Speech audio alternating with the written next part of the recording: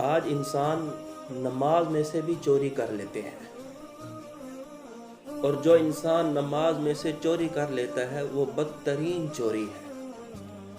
حضرت عبداللہ بن ابو قتادہ رضی اللہ تعالی عنہ سے روایت ہے، نبی اکرم صلی اللہ علیہ وسلم نے ارشاد فرمایا کہ بدترین چوری کرنے والا شخص وہ ہے جو نماز میں سے بھی چوری کر لے۔ صحابہ نے عرض کیا، یا رسول اللہ، نماز میں سے کس طرح چوری کرے گا؟ تو حضور صلی اللہ علیہ وسلم نے ارشاد فرمایا کہ اس کا رکوع اور سجدہ اچھی طرح سے نہ کرے۔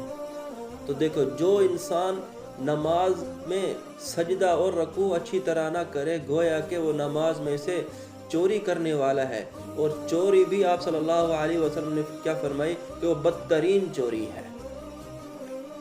تو میرے پیارے بھائیو، دوستو، بزرگوں، اول تو چوری خود ہی کس قدر ذلت کی چیز ہے، اور چور کو کیسی حقارت سے دیکھا جاتا ہے۔ پھر چوری بھی اس حرکت کو بدترین چوری ارشاد فرمایا کہ رکوع سجدہ کو اچھی طرح نہ کرے۔ تو اس لیے میرے پیارے بھائی، ہمیں رکوع سجدہ کرنے کا طریقہ آنا چاہیے کہ ہم نے رکوع کیسے کرنا ہے، سجدہ کیسے کرنا ہے، تاکہ ہماری نماز درست ہو جائے۔ ایک حدیث میں آیا کہ حق تعالی شانہ اس نماز کی طرف توجہ ہی نہیں فرماتے جس میں رکوع سجدہ اچھی طرح نہ کیا جائے۔ جس نماز کا سجدہ ہی اچھا نہیں، رکوع اچھا نہیں، اس نماز کی طرف اللہ رب العزت توجہ ہی نہیں فرماتے۔ ایک اور حدیث میں ہے، ارشاد نبوی ہے کہ آپ صلی اللہ علیہ وسلم کا ارشاد ہے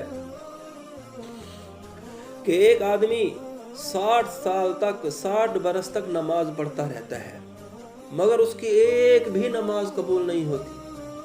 60 برس نمازیں پڑھی، صبح کو اٹھ کے ٹھنڈے پانی سے وضو کیا، گرمیوں کے اندر گرم پانی سے وضو کر رہا ہے، ٹھنڈے پانی سے وضو کر رہا ہے، مشقت اٹھا کے آتا ہے، چل کر آتا ہے، لیکن کیا ایک بھی نماز قبول نہیں؟ کیوں؟ آگے وجہ بتلائی کہ کبھی تو سجدہ اچھے طریقے سے کرتا ہے، رکوع اچھے طریقے سے نہیں کرتا، اور کبھی رکوع صحیح طریقے سے کرتا ہے اور سجدہ اچھے طریقے سے نہیں کرتا۔ تو میرے پیارے بھائی، دوستو، بزرگوں، ہمیں رکوع کرنا، سجدہ کرنا سیکھنا چاہیے تاکہ ہم نماز میں سے چوری کرنے سے بچ جائیں۔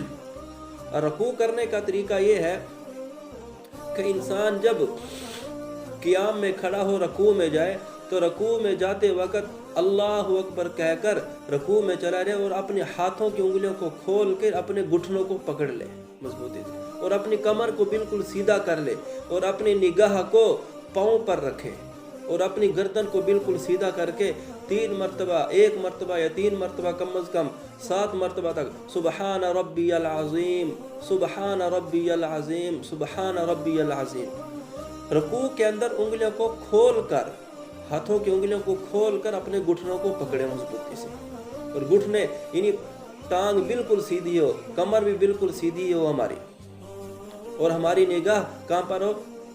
پاؤں پر ہو۔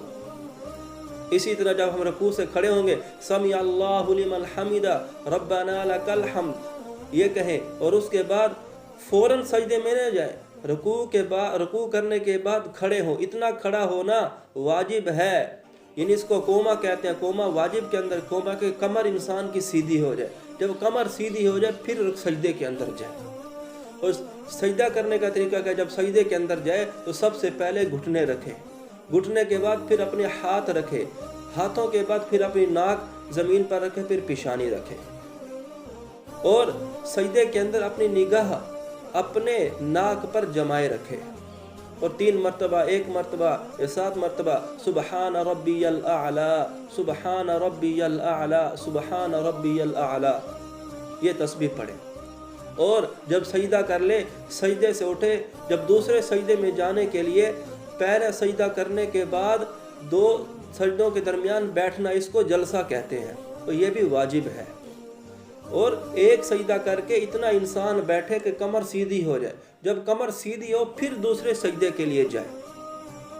آج انسان رکوع بھی جب کرتا ہے، سجدے میں جانے کے رکوع کرتا ہے، فوراً سجدے میں چلا جاتا ہے، کوما نہیں کرتا۔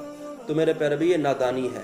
اسی طرح 2 سجدوں کے درمیان کمر سیدھی نہیں کرتا، ایک سجدہ کرتا فوراً دوسرے سجدے میں چلا جاتا ہے۔ تو میرے پیارے بھائی، یہ نادانی ہے، اس سے نماز نہیں ہوتی۔ انسان کوشش کرے، رکوع بھی اچھے طریقے سے کرے، اور سجدہ بھی اچھے طریقے سے کرے۔ تو میرے پیارے بھائی، نماز میں کھڑے ہونے کی حالت میں انسان کیا کرے؟ سجدے کی جگہ نگاہ کا جمائے رکھنا، اور رکوع کی حالت میں پاؤں پر نگاہ رکھنا، اور سجدہ میں جا کر ناک پر رکھنا، اور بیٹھنے کی حالت میں ہاتھوں پر نگاہ رکھنا نماز میں خشوع کو پیدا کرتا ہے۔ انسان کی نماز خشوع خضوع والی ہو جائے گی، اور اس طرح کرنے سے انسان کی نماز میں دل جمعی نصیب ہو جاتی ہے۔ یعنی انسان جو خیالات جو ہوتے ہیں، برے خیالات انسان کے اندر نہیں آتے جب یعنی ان آداب کی رعایت رکھتا ہے۔ تو میرے پیارے بھائی دیکھو، جب ایسے معمولی آداب سے اتنا اہم فائدہ ہوتا ہے، تو جب ہم بڑے بڑے آداب کی رعایت کریں گے، بڑے بڑے سنتوں کی رعایت کریں گے، تو کس قدر فائدہ بخش ہوگا۔ تو اس طرح کوشش کرے کھڑے ہونے کی حالت میں انسان اپنی سجدے کی جگہ پر نگاہ جمائے رکھے، رکوع کی حالت میں پاؤں پر نگاہ رکھے، سجدے میں جا کر ناک پر اپنی نگاہ جمائے رکھے، اور بیٹھنے کی حالت میں ہاتھوں پر رکھے۔ تو اس طرح انسان کے جو برے خیالات ہیں وہ برے خیالات نہیں آئیں گے، اور نماز کے اندر خشوع اور خضوع پیدا ہوگا۔ اللہ پاک سے دعا ہے اللہ پاک مجھے اور آپ کو عمل کرنے کی توفیق عطا فرمائے۔